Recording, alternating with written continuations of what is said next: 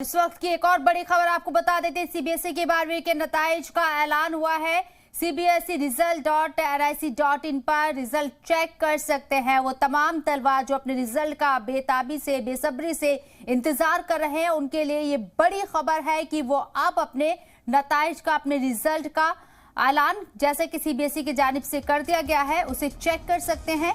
CBSE के 12वीं के एग्जाम का रिजल्ट का ऐलान हो चुका है। सीबीएसई के 12वीं के नताइज का ऐलान हुआ है। इसके लिए वेबसाइट आपको बता रहे हैं कि किस वेबसाइट पर आप अपना रिजल्ट चेक करें। सीबीएसई result.nic.in पर रिजल्ट चेक कर सकते हैं। ये बड़ी खबर 12वीं के उन तमाम तलबा के लिए जो अपने रिजल्ट का बेसब्री से इंतजार कर रहे थे। अब वो इंतजार की घड़ी खत्म हो गई है। रिजल्ट सामने आ गया है और रिजल्ट चेक करने के लिए तलबा सीबीएसई result.nic.in पर जाकर लॉगिन कर सकते हैं, अपना रिजल्ट चेक कर सकते हैं।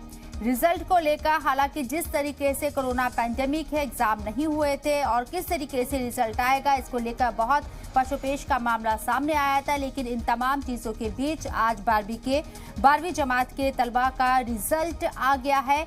2 बजे रिजल्ट का ऐलान किया गया है और रिजल्ट देखने के लिए आप सीबीएसई result.nic.in पर लॉगिन करके चेक कर सकते हैं।